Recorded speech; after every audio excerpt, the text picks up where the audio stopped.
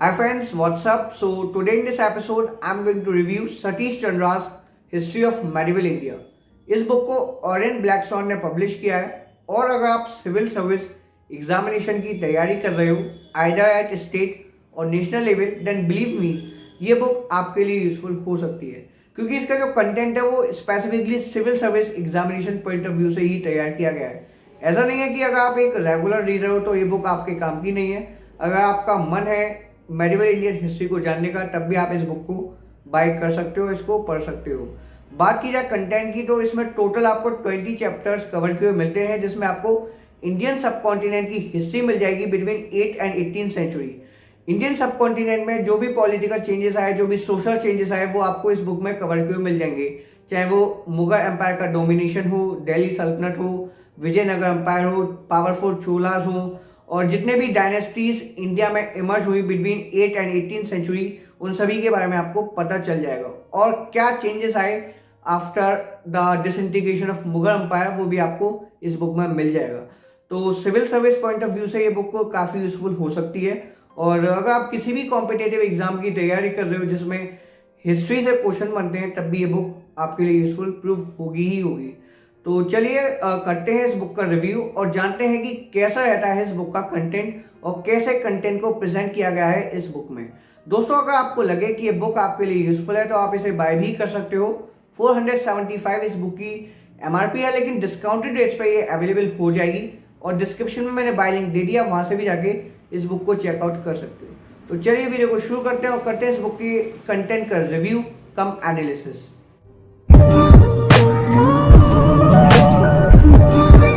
तो गाइज ये है इस बुक का टेबल ऑफ कंटेंट्स। टोटल जैसा कि मैंने आपको बताया था कि 20 चैप्टर्स आपको कवर क्यों मिलते हैं। तो पहला चैप्टर्स में से India and the world, second है northern India, age of 3 empires, third है South India, the Chola empire. Fourth chapter जो आपको इस बुक में कवर क्यों मिलता है वो है economic and social life, education and religious beliefs. Fifth है the age of conflict, six है the Delhi Sultanate part 1, seventh है the Delhi Sultanate part 2, eight है government and economic and social life under the Delhi Sultanate. 9 chapter जो आपको इस बुक में कवर किया मिलेगा वो है the age of Vijayanagar and मेहमानिन्स and the coming of the Portuguese. 10 chapter जो आपको कवर किया मिलता है इस बुक में वो है struggle for empire in north India part first. 11 culture development in India, 12 struggle for empire north India part 2, 13 consolidation of the Mughal empire age of Akbar, 14 the Deccan and South India, 15th India in the first half of the 17th century, 16th economic and social life under the Mughals, 17 cultural and religious developments, 18 climax and disintegration of the Mughal Empire part 1, 19 climax and disintegration of the Mughal Empire part 2। उसके बाद आपको 20th chapter जो cover क्यों मिलेगा वो है assessment and review, फिर appendix, books for further reading और लास्ट में आपको मिलेगा इंडेक्स। ये लिस्ट ऑफ मैप्स हैं जो आपको इस बुक में कवर क्यों मिलते हैं। टोटल 8 मैप्स आपको इन 20 चैप्टर्स में देखने को मिल जाते हैं। वहीं अपेंडिसेस में भी आपको 2 मैप्स देखने को मिल जाएंगे। ये प्रीफेस है इस बुक का, तो हम पहले चैप्टर को देख लेते हैं जो कि है इंडिया एंड दी वर्ल्ड। इस चैप्टर में आपको बताया जाएगा कि बिटवीन 8 एंड 18 सेंचुरी वर्ल्ड में क्या चल रहा था, कौन सी डायनेस्टी कहाँ पे रूल कर रही थी, फीडल सिस्टम इतना ग्रो हो रहा था यूरोप में, वो सब चीज़ें आपको इस चैप्टर में बताई जाएंगी। फिर अरेबिक वर्ल्ड के बारे में भी बताया जाएगा कि कैसे इस्लाम ग्रो होना शुरू हुआ, इस्लाम कैसे फाउंड हुआ और कैसे इसका एक्सपेंशन हुआ, इसके बारे में भी आपको इस चैप्टर में पता चल जाएगा। फिर अफ्रीका में क्या चल रहा था, east and south east Asia. Second chapter इस बुक का northern India, age of the 3 empires. इसमें जो प्रतिहारास थे, राष्ट्रकूटास जैसी डायनेस्टीज थी, उनके बारे में आपको पता चलेगा। और देख सकते हैं आप ये मैप है, मैप काफ़ी क्रिस्टल क्लियर फॉर्म में यहाँ पे मौजूद है। तो दोस्तों कंटेंट इस बुक का काफ़ी शानदार है। अगर आप इस बुक से मेडिवल इंडियन हिस्ट्री को पढ़ने बैठो तो यकीन मानिए दोस्तों, मैं ये नहीं कह सकता कि आप यूपीएससी क्वालिफाई कर लोगे, लेकिन हाँ आपका इंटरेस्ट जरूर डेवलप हो जाएगा मेडिवल इंडियन हिस्ट्री में। ये third chapter south India the Chola empire. तो इतना तो कंफर्म है दोस्तों कि अगर आप इस बुक से मेडिवल इंडियन हिस्ट्री के लिए पढ़ना शुरू करोगे तो आपका इंटरेस्ट भी जाग जाएगा और काफ़ी हद तक आप मेडिवल इंडियन हिस्ट्री को जान जाओगे।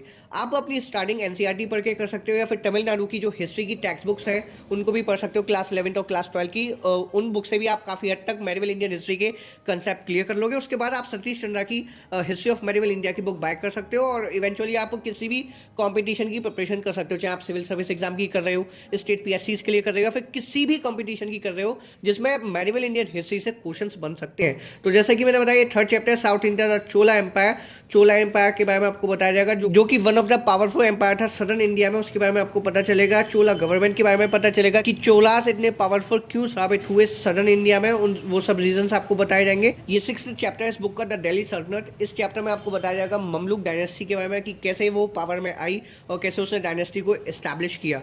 फिर इसमें आपको एक मैप भी मिलेगा, जैसे आप ये देख सकते हो, sultans of Delhi in the 13th century, कहाँ पे मतलब इनका रेन पीरियड था वो आपको इस मैप में पता चल जाएगा। फिर आपको एरा ऑफ बलरान, जो एक ममलुक डायनेस्टी का ही रूलर था, उसके बारे में पता चलेगा। The Mongols and the problem of the north west frontier. और फिर ममलुक डायनेस्टी के बाद जो खिलजी डायनेस्टी आई, और आपके मतलब जितने भी डायनेस्टीज आए दिल्ली सल्तनत में, उनके बारे में आपको पता चलेगा। फिर Delhi Sultanate part 2, the Khaljis and the Tughlaqs.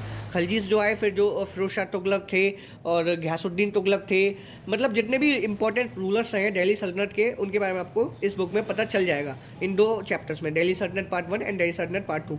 ये आपको एक और मैप मिल जाता है, sultanates of Delhi mid 14th century. इस मैप में आपको ये बताया जाएगा कि जो दिल्ली सल्तनत के रूलर्स थे, उनका रेन एरिया कहाँ से कहाँ तक फैला हुआ था और क्या क्या नाम थे उन एरिया के। तो दोस्तों कंटेंट इस बुक का काफ़ी शानदार है। मुझे उम्मीद है कि आपको ये बुक पढ़ने में काफ़ी इंटरेस्टिंग लगेगी और इवेंचुअली आप अपने कंसेप्ट्स भी क्लियर कर लोगे मेडिवल इंडियन हिस्ट्री के।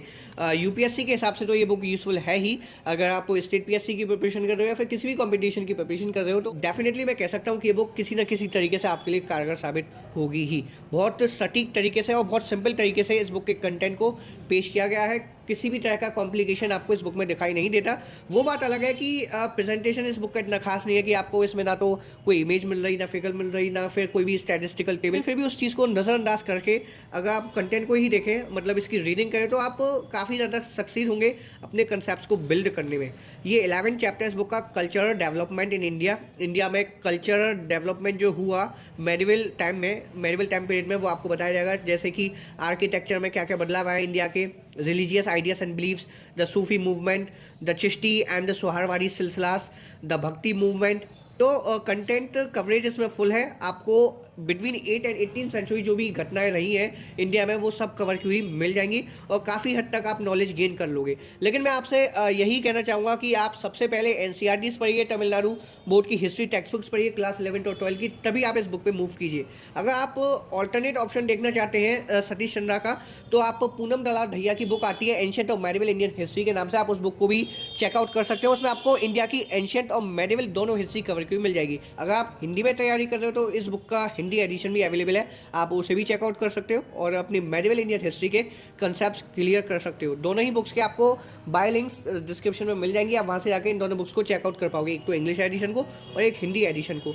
तो दोस्तों ये आपकी रिक्वायरमेंट पर डिपेंड करता है कि आप चाहते क्या हो। अगर आप चाहते हो कि तीनों हिस्ट्रीज को आप अलग अलग पढ़ो, कहने का मतलब है modern Indian history, medieval Indian history और एंशिएंट इंडियन हिस्ट्री, तो आप आर.एस. शर्मा ले सकते हो एंशिएंट के लिए। मॉडर्न के लिए ले सकते हो आप स्पेक्ट्रम, जिसका मैं अभी रिव्यू कर चुका हूँ, आप उसकी वीडियो भी देख सकते हैं। और बात रही मेडिवल की, तो सतीश चंद्रा बेस्ट ऑप्शन है। आपको किसी और बुक पे जाने की कोई भी ज़रूरत नहीं है, लेकिन उससे पहले आपको अपना बेस क्रिएट करना हो। बेस आपका किससे क्रिएट होगा? एनसीईआरटीज़ प्लस तमिलनाडु बोर्ड की हिस्ट्री टेक्स्ट बुक के साथ। इन सभी बुक्स की वीडियो मैं बना चुका हूँ, आप उन वीडियोस को देख सकते हैं और पता कर सकते हैं कि जिन जिन बुक्स का मैंने नाम लिया है उन बुक्स के कंटेंट कैसे रहते हैं। तो फिलहाल मुझे उम्मीद है कि आपको सतीश चंद्रा की मेडिवल इंडियन हिस्ट्री के बारे में आइडिया लग गया होगा, आप जान गए होंगे कि ये बुक कैसी रहती है। डिस्क्रिप्शन में बाय लिंक मौजूद है, आप ज़रूर से बाय कीजिए और इसकी रीडिंग को आप इंजॉय कीजिए। जैसे ही आपकी रीडिंग कंप्लीट होगी, वैसे ही आपकी मेडिवल इंडियन हिस्ट्री की प्रिपरेशन भी हो जाएगी और आपको काफ़ी मज़ा आएगा मेडिवल इंडियन हिस्ट्री को पढ़ने में, यकीन मानिए, क्योंकि सबसे ज़्यादा इंटरेस्टिंग मेडिवल इंडियन हिस्ट्री रहती है एंशिएंट और मॉडर्न के कंपैरिजन में। तो फिलहाल वीडियो में इतना ही दोस्तों। अगर वीडियो पसंद आई तो प्लीज़ एक लाइक कर दीजिएगा, अपने दोस्तों के साथ शेयर कर दीजिएगा, ताकि वो भी जान जाए कि सतीश चंद्रा की हिस्ट्री ऑफ मेडिवल इंडिया की बुक कैसी रहती है। तो फिलहाल वीडियो में इतना ही, मिलता हूँ नेक्स्ट एपिसोड में। Thank you for watching this video.